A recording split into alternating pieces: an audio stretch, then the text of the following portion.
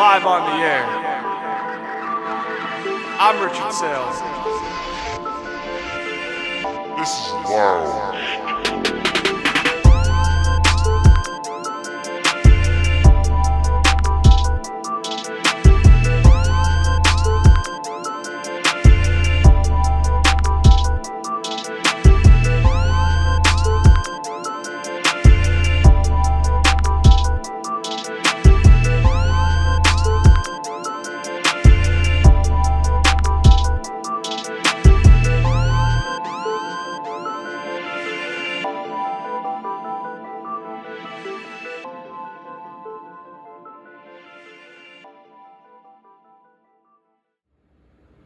Hello, welcome back to another episode of 2026 Offseason Grades, Lounge Time with Rich Saile. I'm your host, Rich Saile, and today we are going over the Miami Dolphins and their 2026 offseason grade. And it was a busy offseason down in Miami. Out with the old, in with the new. Built heavy through the draft, new head coach, new starting quarterback, and some big cuts to their key pieces on offense. Not named Devon Achane, who is the lone face of the franchise that stayed with the Dolphins. So we're going to go over a lot. This will be more of a rebuild-focused show as far as expectations. We're not going to go too much into the roster because it's not one of the strongest rosters. But let's start with what did they do. They fired Mike McDaniel as head coach, and they brought in Jeff Hafley. For those of you that don't know who Jeff Hafley is, he was the Packers defensive coordinator the last couple of seasons. He was originally the head coach at Boston College for a few years ago. He was a guy that has coached at the college level, went to the NFL to become a high-paid defensive coordinator, and now he's with the Miami Dolphins. And Troy Aikman was a part in the consulting process helping the Dolphins land Jeff Hafley from his time with Fox and now with ESPN for the last going on, I want to say it's 5 years. So he had a say in some production meetings that he knew some of the guys from Green Bay staff that were really, really bright. Jeff Hafley's one of those guys that he had a say in bringing into Miami. And he's now the foreseeable coach for the Dolphins, at least for this year. I think it's a good hire. I don't know how it's going to pan out, at least in the short term right now, because it's a lot. The way they built the roster, we'll get more into it. It's going to take a couple of years. I think he's a solid coach that will build the defense. I wouldn't say home run hit compared to like John Harbaugh with the Giants. I wouldn't say that, but I wouldn't say it's an awful hire where I go, who? No. But it's not one where I'm going, okay, like this is going to make them relevant. No. So I think it's a good move. I think it's a good move looking at that move. I'm not going to say, I would say more of the middle to a good move there. Then they got busy with clearing up cap space, and they had to make some big decisions. Cutting Tyreek Hill, cutting Tua Tagovailoa on that huge contract with a post-June 1st designation, trading Jalen Waddle to Denver for a fourth-round pick in exchange for, not for a fourth-round pick, for a first-round pick, a third-round pick, and a fourth-round pick. I read it initially wrong. So they got back a first, a third, and a fourth for Jalen Waddle, which is a pretty good deal for a guy that has had tough times staying healthy. So you get it. They're going a complete new regime. They want to bring in their own guys. Makes sense. But they bring in Malik Willis, who was a backup for the Packers when Jordan Love got hurt. Played very solid for them 2 seasons ago, where he looked like a pretty good starter for most teams at the time. He had a really solid record. Even when Jordan Love was out a couple of games this past year, he did pretty solid. It wasn't his fault that they couldn't stop Derrick Henry against the Ravens. and they couldn't hold on to that lead against Chicago. It wasn't his fault, but he's a good quarterback.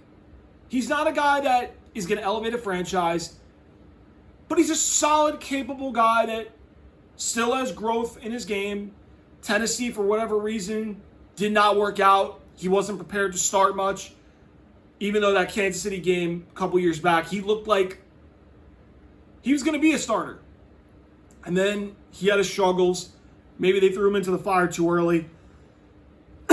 But now he's starting for the Dolphins. Got a pretty nice contract. And now they brought in like a bunch of guys that are not going to wow people. Like Josh Uche's a solid veteran. Alex Austin from my New England Patriots. It pains me that he goes to a division rival.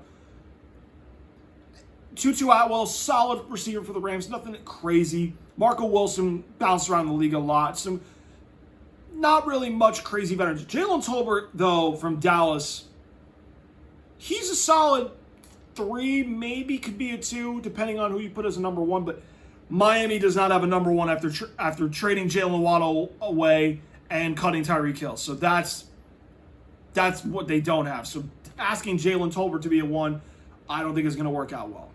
I will say, I think they're gearing up to be a team that's looking to invest a heavy pick in 2027. I would expect them to be one of those teams that's going to have a very high draft pick.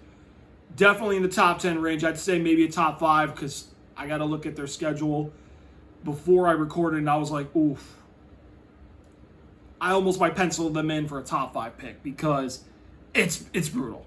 But let's go over their 2026 draft class for a moment because I'm not going to lie. Listen, I hate the Dolphins as my division rival, but they had a really strong draft class. They really did. As far as picks are concerned, I don't know how they're going to pan out. They might actually hit. They have a lot of guys where I was like, damn, they got some guys I like. Let's go through it. So in round 1, they got 2 picks. Their own pick, they took Caden Proctor, 12th overall from Alabama. He's supposed to be the left guard. I don't know why he's not left tackle according to ESPN's depth chart. He's got some issues that make me a little bit like, I don't know if he's a rock solid left tackle for like the next 10, 15 years. He's got potential upside that I would say gives him a strong chance if he can develop because he's got the size, 6'8", 330 pounds, I want to say, and I'm going to make sure I get the right thing. But I know he's 6'8", 6'7", 352, okay? I said 330. That's how off I was. 352 pounds, 6'7", 6'8", some measurements. I don't know if he's guard material. I think he's more left tackle material, but again, he's got upside. It's going to be how the development part is going to be in his development. I think he can be a very solid pro in this league. I do. But I'm not sure if I'm convinced that he's going to be like probably the best left tackle in football for the next 10 to 15 years like I was convinced with Joe Alt at times, Penei Sewell from the Lions. Those guys, I was like, okay, those guys I could see being all pros for the next 10, 15 years. I could see it. Chris Johnson, the corner from San Diego State, who at the time of the draft was rising on some mock drafts. He's a very good corner. I'll be honest, when I was looking at my mock draft, when I did the mock draft episode, I didn't know much about him, but I heard some good things. I think this is where he could be a solid corner. They desperately need one in Miami. They haven't quite had the corners that could fill their roster since Xavier Howard was cut. And they're still looking for that guy they can trust, whether that's in the slot, whether that's on the outside. Maybe Chris Johnson's that answer. I don't know. Round 2, Jacob Rodriguez, the linebacker from Texas Tech. If you didn't watch college football, he was the best linebacker in college football last season on the best defense, arguably. I think this guy's going to be a really good player depending on how much he will learn the game. He has a lot of good tools that NFL teams like, I wouldn't be surprised if he's a guy that gets 100 tackles a season sometimes. He's really good. I love this pick for them. It pains me because now I got to see him twice a year in my division. But in my mind, this was probably the steal of the draft as far as what they got, because I thought he might have gone maybe earlier than the 11th pick in the second round, but he's a very good linebacker from Texas Tech. Love that pick. Another Texas Tech Red Raider, Caleb Douglas in the third round. So, young receivers is going to be the theme with the Dolphins. Caleb Douglas can fly. He's good. I believe that he's going to have to work his way to being a number 2 or a number 1 on this team. Depends how they're going to do it, but he's got flashes of talent. This is a good pick for them as well. Will Kaczmarek from Ohio State, the tight end. He can block. He's a good hands, possession tight end. I believe that he'll be a guy that eventually will be more slowly integrated in the offense, but I see him more of a small role this upcoming season. This, again, I'm talking about steals. They got some guys at steals. This next pick, before the injury, this guy was a first-round pick. Chris Bell, the wide receiver from Louisville. He went late in the third round. This is a guy I think is going to be a really good, solid receiver. And I think he might be Miami's number 1 receiver in a few years. I really love this kid. I think he's a really good receiver, good speed. He can run routes. He can stress the defense. I think this, I know I said Jacob Rodriguez was the steal. This might be one of the steals. Like, Miami's got majority of the steals in the draft, in my mind. When I was watching it live, I was like, man, they got Chris Bell. They got Jacob Rodriguez. And I'm going to go over a couple of other guys in round 4 and round 5 where I'm like, how did no one take them earlier? I'll get to that, but Chris Bell was a first-round pick before the knee injury last season. Now they get him in the third round. They get him in the third round, late in the third. He might be Miami's number 1 receiver in a few years. I really love that Chris Bell pick. I'm mad again. I got to see him twice here in my division. 4th round, 2 guys on defense that could be big impact players if they develop well under Jeff Hafley. If they develop well. Trey Moore, the defensive end from Texas, and Kyle Lewis from Pittsburgh, the linebacker. He played safety a little bit. And then I'll go into the 5th round pick, actually. Now, Michael Taft from Texas, the safety. Really good, solid player for the Longhorns last year. Really good defense in college football as well. And then I'll round up the draft class where I'm at it. Kevin Coleman Jr., the wide receiver from Missouri. Sadu Traore, the tight end from Mississippi State. He's solid. DJ Campbell, the guard from Texas also. And then the defensive end from Iowa. I'm going to try to not butcher this. Max Llewellyn. I don't even know if I said that name right, but forgive me. But I really love the picks of Trey Moore and Kyle Lewis. Kyle Lewis is one of those guys that if they find a role for him, whether that's at the second level as an off-the-ball linebacker or as a safety with his size, I'm not saying he's Brian Urlacher, but he's got the size, the athleticism that is very close to being like a Brian Urlacher type, where you could plug him in. He could play a little bit on the edge. I think Pitts had a lot sometimes. Some snaps where he was on the edge. He was inside. He was playing safety. He's a very versatile piece. I think this guy, he's going to be a big contributor for the Dolphins if he can develop nice, and I think he will. Trey Moore is a good speed rusher. I think he'll develop as a very solid guy that can produce about 4 to 7 sacks if he can find his way on the field, play some snaps. Again, another really solid pick. Michael Taft, he was certain games in Texas, he caught my eye. So he's a guy I think if they pair Kyle Lewis with him, I think this is a defense that might not be good this year, but they'll be good, I'd say, in 3 to 5 years, depending on how they develop. but I really love their draft class. In my opinion, they were one of the biggest winners of the draft for who they got, where they got them. So Miami isn't building for now, but they're building for the future. And they got some really solid players in that draft class where I was like, these guys, if they are developed right, they can make some big plays in this league, and they'll have some good solid years as pros. They will. Let's go to this Dolphins roster. I'm not going to spend too much time on this. Malik Willis they got from Green Bay, we talked about. Achane, he's going to be their guy that everything revolves around. I don't know how he's going to be with a new offensive coordinator where it looks like they're going to be a run-heavy team. From the way that this roster was built, the young receivers that we don't know how they're going to be this year, guys that are not really proven as number one starters, like Jalen Tolbert's mostly been a 2 or a 3. In Dallas, Tutu Atwell's been a 3 or the 4 on the Rams. Malik Washington, I feel like he was a quarterback. And hold on. The name is familiar.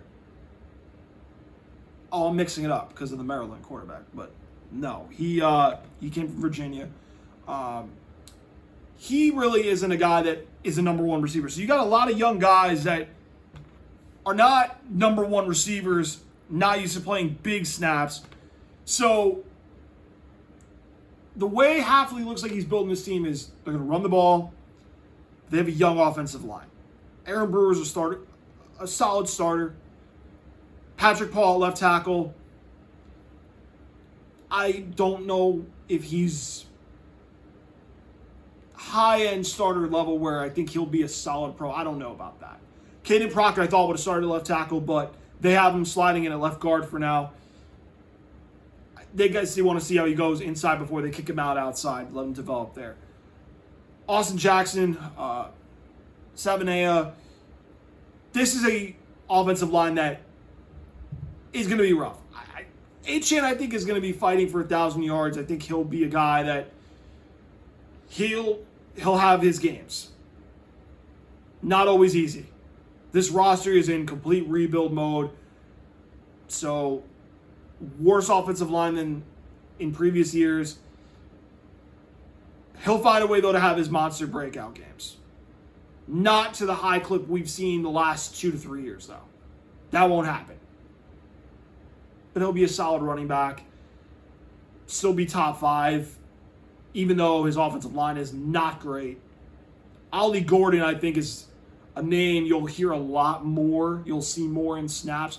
You could see that they gave him snaps in times early. I know in Buffalo he scored. So you'll see Ollie Gordon, I think, have a lot more snaps this year. I know Jalen Wright's ahead of him on the depth chart, but looks like Hafley's going to run the ball and find a way defensively to do something that they can do well, whether that's get pressure on the quarterback, whether that's takeaways. We're going to find out what Jeff Hafley's vision is for this Dolphins team that is years away from being a competitor in the AFC playoff field.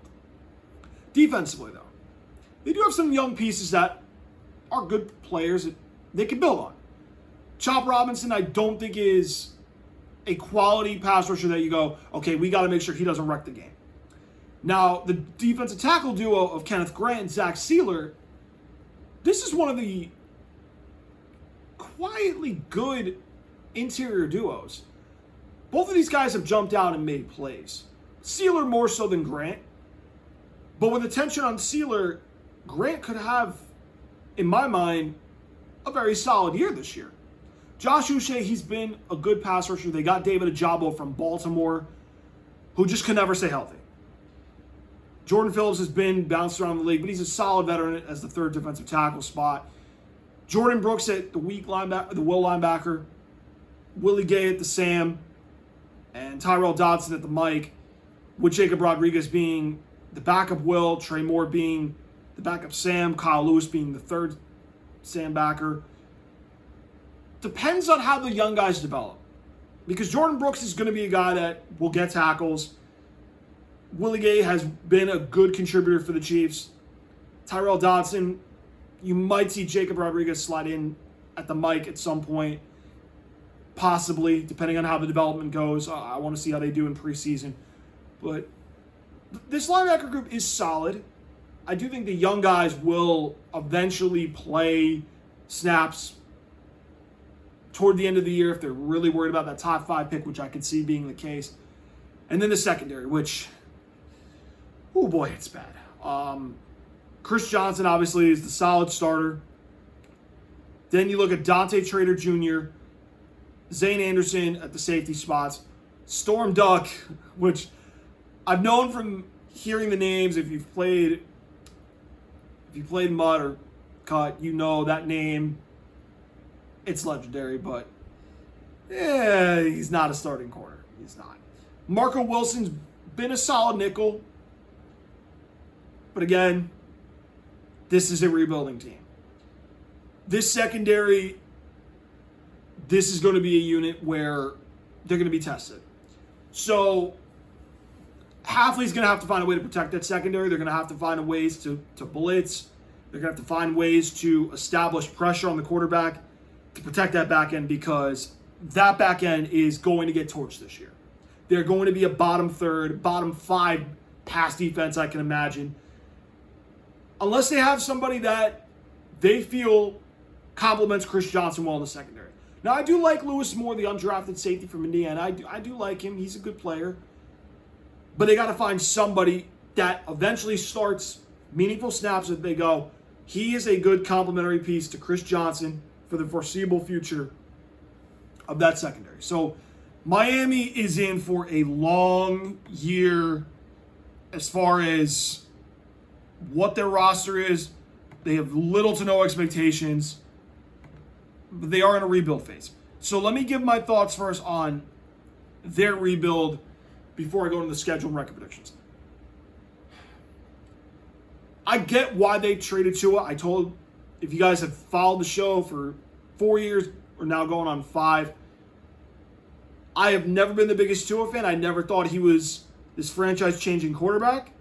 Even when Mike McDaniel got there, never did. The concussion history, I get why they had to move on from him. He was not playing well the last couple of years. He was not. Tyreek Hill, major injury. 30s is when you start losing your speed. They need the money to pay Achane down the road. Jalen Waddle, in their mind, they wanted to get the future covered more than the present. They knew they weren't going to be good.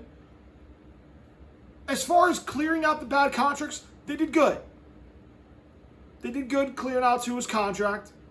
They did good in moving on from Tyreek Hill.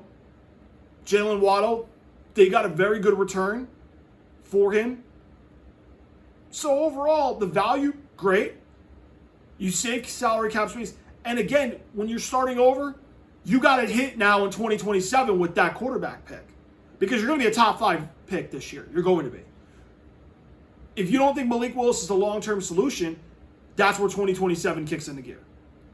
Do you think he's the answer from beyond this year? Or do you think somebody else in this loaded draft class coming up is a guy that you see being a major contributor, which there's a lot of guys that are. So you're in a great spot for 2027. But we're talking about 2026.